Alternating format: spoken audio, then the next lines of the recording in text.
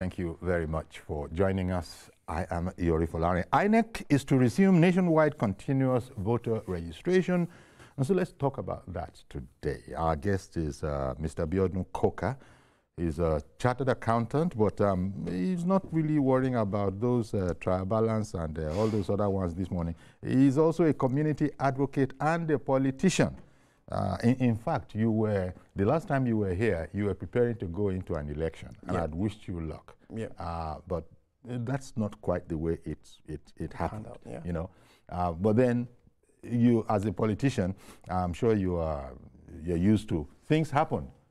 Things happen, and so have you lost hope, or have you decided to pack it all in, or no? This is just a matter of we shall reapproach. Thank you, Mr. Yori. Good morning. Thanks for having me. And yeah, you know, the last time I saw you, I was vying to be the chairman of Lagos Island Local Government. Yes. I thought we ran a good campaign. I thought we were able to communicate properly the ideas and the programs we had. And I think we had a lot of support within Lagos Island. But one way or the other, the party chose the current chairman, who's a brilliant chap as well. And you can see he's hit the ground running. So. Yeah, and as a politician, you hang in there. You hang in there and just wait throw for your in time. with him and everybody. It's a party thing anyhow. And party discipline, you know, must prevail. People just, you know, will have to go with party business. Well, we're welcome. We're happy to have you. Thank you. Know, and but now let's look at INEC resuming nationwide continuous voter registration. This is all about 2027 elections, right? I don't know what you think about it. From August 18. Is when it's going to begin, and INEC has released a list of about 811 registration centers. Tell us what you think about that. Thank you. I think it's something that I'm also sort of invested in and I'm passionate about. And I would say that is, I told you I ran for the local government election in some months ago. If you look at the actual election, when that took place, across the state, in Lagos State, though LASEC had to use a voters register that is outdated, it's 2023, I actually wrote to INEC to say, look, there are people, I've got thousands of people that want to register. So those people were disenfranchised, they couldn't vote, you know. So I welcome this opportunity and I'm saying, yes, this is a good thing. What can we do within our own way to support the process? So what they're saying is, the phase 1 of the registration starts on the 18th, and I think it runs till sometimes in December, which is good. It gives everyone a good time. But I think from the 18th to the 25th, which is a week, you could do a pre-registration. That pre-registration then means you can actually book the time, you go into their centers for your capturing and your fingerprint. That's right. So that makes the whole process seamless. And we welcome that, and I think for any democracy to thrive, you need every stakeholder to sort of support the system and put in their work. So it's a brilliant thing. And we have an initiative that we're doing to support that process. I don't know if you want me to talk to that now. Yeah, go ahead. Oh, yeah, so thank you. So we, in Lagos Island, I like Lagos Island leading, and I like Lagos leading as well with Center of Excellence in everything we do. We set up a center where we've got about, you're talking about maybe 10 computers, and we've got about 20 staff, and all of these are volunteers. These are people that actually, you know, supported me when I was running, and they're saying, look, most of them haven't registered. You're talking 18 to 35. They haven't registered for it. This is going to be their first election, you know. And we said we could actually get everyone within the local government to come to the center, come and register. If you're doing any updating your address, or you lost your PVC, anything you want to do, just come to that center. We'll get it done for you within that first week. Then the second week, just go to INEC Center. Even from our center, you could actually book your appointment to go for your capturing. You could book your appointment for your fingerprint. So all of those things we're going to be doing within our center to support the process. And we'll keep doing that throughout the year. Well, this is a pro bono sort of helping of the effort, right? That's the way you're going to be seeing it. Well, registration drives, quite a number of politicians are working on that area, or are you the only one so far? No, everyone is doing, but I think, you know, INEC has they've got the mandate, you know, and we politicians or every stakeholder, anybody interested in a thriving democracy, as we want it to be in Lagos, in Nigeria, we're all playing our parts. A lot of people are doing awareness, but I'm going beyond the awareness, and that's what I've seen, people saying, INEC is doing this, INEC is doing this, but what's anybody doing about it? So I said, no, I'm going to set up a center, and I'm going to get those people that either they don't have access to internet, they haven't got access to a good phone or a laptop, or they don't even know how to navigate the portal, or even just the confidence of going online. Said, we'll break that barrier for you, come to our center, we'll do it for you for free. And that way, we're supporting the democratic process in Nigeria. Isn't that, well, I don't even know that there's anything wrong with it, but isn't that sort of a way to boost your own political influence? How can you assure Lagos Island residents that this isn't just about boosting your own career base, your political career base? Well, I'm a politician, I'd ask that, but it's not about that. It's citizenship before partisanship. It's playing a role. It's also supporting people in, carrying out their civic duties. And anything, I've got the platform, I've got the resources, I've got the tools. Why not just use it? I'm not keeping them for myself. I'm registered already. Yes. So why not support people? So, and we're not asking anyone if you come to the center, are you APC, are you PDP, are you whatever, are you ADC? No, it's just come and register. When it's time for us to engage them, engage people, as politicians, we engage them. But for now, it's just about, let's begin the process. Okay, let's just get this started, right? Yeah, let's get started, because your vote is your voice, is your power. Well, are you concerned about other politicians that will be observing this, even in your own space, who will be saying that, well, you see, all of this is quite intimidating, or look at computers, look at, this whole infrastructure. Does that matter, really? No, they should join us they should join us. We need support, we need more hands, we need people thinking outside of the box and just not doing what everyone is doing. It's about creativity, it's about advancing. And I keep saying it, I want Lagos Island to lead, I also want Lagos to lead. So if I'm doing it, and if there are people that can replicate it across the board, not just in Lagos, even in other states, then I think it's a welcome development. But how about those that, and it is the right of anybody to do so, those that support an alternative party, not yours, can they take advantage of this, facility that you 100%. I mentioned, we're not asking you what your party affiliation is. Look, but just come. Where the center is, I can tell you I'm an APC man, I'm proud of that. There's a PDP secretariat or something right opposite the center, and these people have always been involved in the community engagement. They're going to come. We've already reached out to them. They're going to come and register. It's just normal. We just want everybody to register. Okay. There's a time for engagement. There's a time for consultation. But for now, it's just let's begin the process. And I don't know if I'm going to have time to talk to that, but I'm actually worried because beyond the registration, we saw the last election. There's a piece that my leader, one of my uncles as well, Honorable Fuadoki, he wrote something at the aftermath of the election.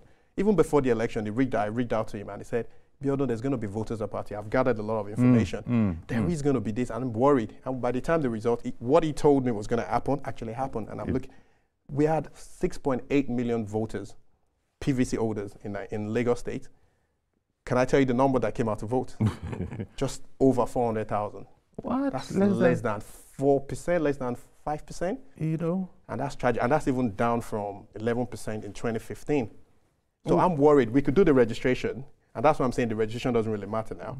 It's actually the engagement. But we're going to do the registration. Let's get more people, at least give them their right to vote. When you say Fuadoki had preseen, apathy in the voters, and it actually turned out to be so. Yeah. What do you think has led to this?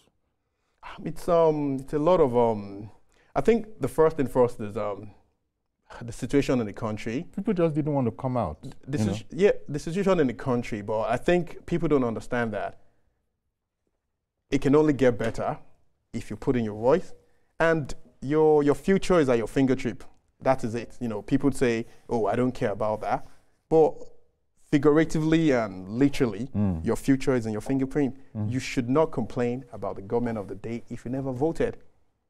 Do you see what I mean? So all I'm saying is, let's support the process. There's a whole lot of issues that happen there with voters apathy, but politicians or the political parties need to do more. It's just engaging and not not, how do you put it? Nigeria has a core base of, youths, and a lot of youth. I have friends from 18 to 40, and I could tell you the number of those friends that have got PVC. I'm leading that champ. Even the guys that supported me in my campaign, when I was running, I told you there was a time we did a declaration, we had about 5,000 people, about 3,000 of those were just first-time voters. These people have never voted. They weren't even able to vote in the last election, the local government election, just because of the outdated register. But these people will say, let's get you your PVC. So these are ways by which we can start addressing it. And I think we have a lot of work to do between now and 2027. I was just looking at your program, and you sort of segmented or divided the electorate up into different, is it residential? Wards. Yes, yeah. Yes, different wards. Yeah. Talk about that. Yeah, I mean, because all political parties will be in a given ward. Yeah. And they're all welcome to this initiative. Yeah, they are. And we've given it's a 1-week program. I think we're going to extend it because it's an ongoing thing, and we have to look at how we can fund that and make sure that we can continue throughout the year. But we want to make sure that the first week we're able to get a lot of people on board and ensure that. Now, if you come in on, it's from Tuesday to Sunday. So each ward, the idea is that the capacity we have in the center is about, it could take about 300 people in one go, and you had about 20 members of staff that will be supporting with that whole process. But what we don't want to do is overcrowding and all of that. We want to make it seamless. You come in within 10, 15 minutes, you're out of the place. We don't. So if you're able to come in when it's a date that is set for your ward, there's a catch-all date that everybody could come. I think that's going to be the final day. Then we'll look at how, and we'll keep observing it. If we think, we need more days or more resources, we'll try and see how we can do that. I don't know, is this quote-unquote youthful exuberance or what? I'm talking about the fact that INEC already has its own portal. The whole idea is that you can sit down in your room or your sitting room or whatever is convenient to you, and you could very much do what needs to be done. So how would you answer those who say that INEC already has an online portal? Why should residents come to the center that you are talking about? I mean, there are loads of reasons. There are people, in my companion, I know a lot of people like what phones for, no access to phones, no access to data. And there are people, I know the peculiarity and the demographics of people within Lagos Island. And you can't tell a market woman to do things on online. No disrespect to them, but there are some of them that all they know how to do is make money, sell, make money, buy, stock up, but tell them to go online and do anything. No, we're bridging that gap, we're bridging that divide, and ensuring that if we do it for them seamlessly, we're giving you a sleep, we're also booking an appointment for you. So when you go, the entire process, you come to our center, you spend 20 minutes, you go to INEC, you spend another 20, well, we can't control what happens at INEC, but the fact that you've got your sleep, it makes it easy because you're only going to capture and get your fingerprints on and you're gone. What we don't want to happen is, I went last week, I went 2 weeks, and before you know, such a person would just lose interest. I said, I'm not going to vote. I can't be asked. So we shouldn't consider it a partisan exercise, since, of course, you are, you're attracting essentially APC, voters, and of course, if it's an APC voter, you can't imagine him going to somewhere else to go and cast his vote. So you don't think it's a particularly partisan exercise? We had how many APC PVC holders? How many of them came out to vote in the last election? So it's not about that. It's about getting everybody on board. And I told you there's a stage for engagement. That's where I think we're really going to do a lot of work as APC or as any party. But I speak for my party. I don't care about the other parties. But as APC, that is when we'll be engaging them. But in the first place, let's increase the pool. Let's get everybody on board. Then let's see how many of them we can actually convince when it's time to go to the polls. Now, talking of which, do you actually have a target figure in mind of those that you hope to, attract to become more interested in what's going on? We've done a lot of awareness. We've reached out to a lot of trade union, a lot of religious organization, youths and all that. We've done a lot, and I'm hoping if we can get 15,000 people, I think that would be a success. And I've charged the team. I've told them I've tasked them that with that responsibility. Like, guys, we have to get 15,000 at the barest minimum. We're open to getting more. We have capacity to get more than 15,000 to support more than 15,000 people in this process. So I'm hoping we can achieve 15,000 at the barest minimum. It's one thing to do all this laudable work that you're doing. Yeah. It's another thing for the potential voters to become actual voters and actually behave in the way that is desired.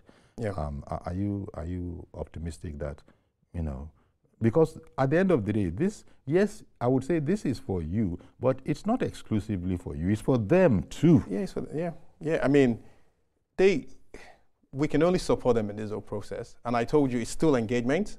And you build trust. You start building trust from, trust. You don't build trust overnight. If we're providing all of this for you, we're not saying you've got to vote for us. We will be able to convince you when the time comes that, look, there's a reason why this is it. Come 2027, you would see the sort of things our party would have our scorecard. You see what the president has done. You see what our governor has gone. You see what our local government chairman have done. And I think those are the things we'll be taking to the polls and showing the electorate that this is where we were, and this is where we are, and this is where we're going. Okay, I was just going to ask that. Well, what would you say a Lagos Island resident, which is your primary concern, who believes voting won't change anything? Because you have this, quite frankly, it's a careless sentiment, but you have so many things are happening in our country, even very, very, very recently. Don't mind those people. Yeah. I'm sure you've heard that sentiment yourself. Yeah, we've heard it many times. We've tried to correct that notion many times. Doing nothing guarantees nothing. So I like that. If you don't do anything, and I keep saying it, you shouldn't complain about anything if you never voted. And our politicians, back in the days, they would say, oh, they rig election and all that. And one thing I've learned is you can only rig where you're popular.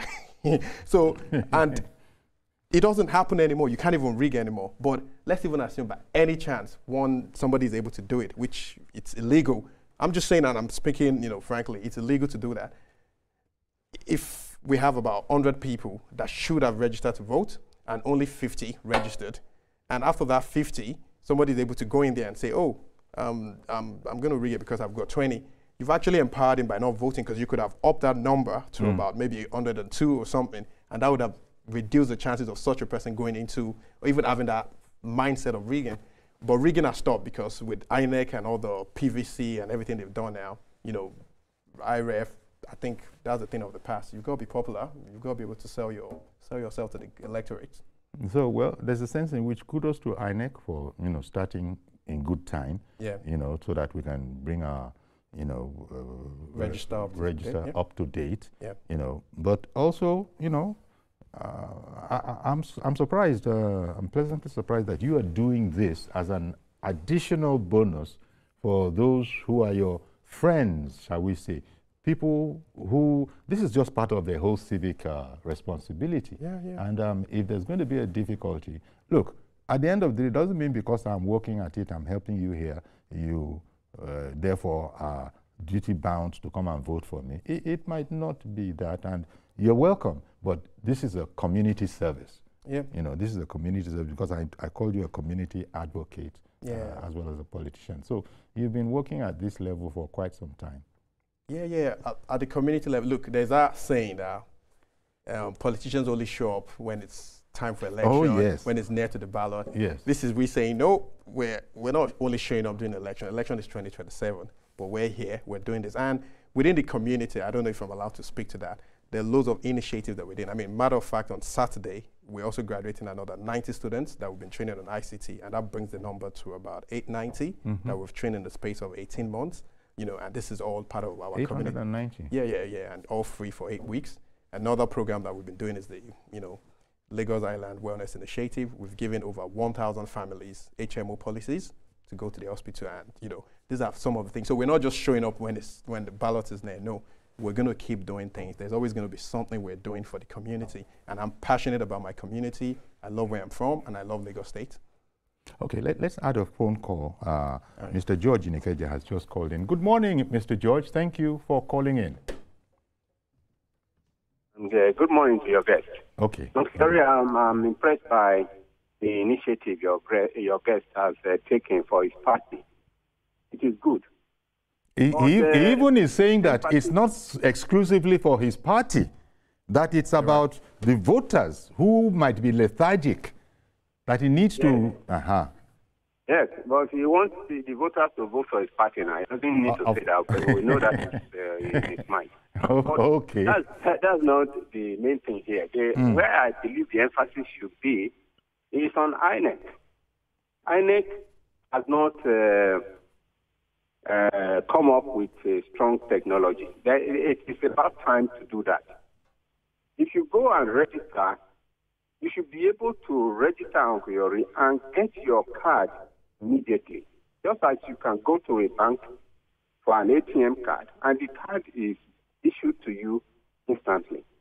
This idea of going to do one capture, do a registration, and then months later you are expected to come for it is tedious and it discourages people. And now the register itself needs to be up to date. Okay, during the last election, where I voted, just the polling booth where I voted, I saw names of 6 different people that are already dead.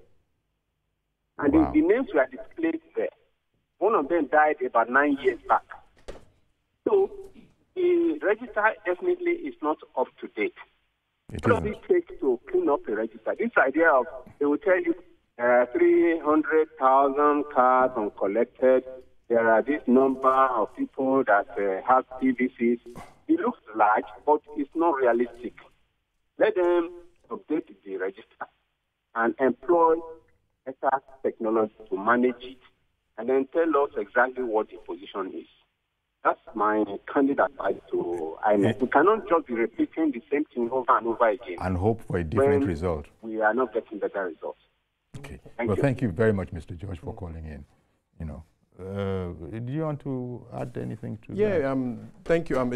It's a brilliant idea, and it's some of the things and that's I wouldn't say inefficiency of INEC or the backwardness of their technology is what's created room for people like us to try and bridge that gap. But I think generally, ongoing, it's meant to be something that is continuous. If you were to if you live on the island and you move to the mainland or you change addresses, you should be able to just reach out to INEC. Just send it. There should be something that ties your PVC to your NIN or BVN, put that on it, and they update it on time. I think the whole thing is just tedious and it's off-putting, but what can we do? But I know that we're going to get there, because you can look at the transformation that this government has been doing in terms of technology. You can look at what our Minister of Interior is doing.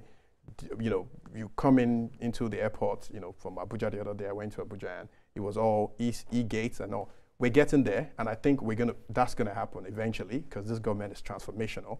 They're revamping and changing things. I think we're gonna get there, but what we have now, we have to deal with it, and that's what we're trying to support.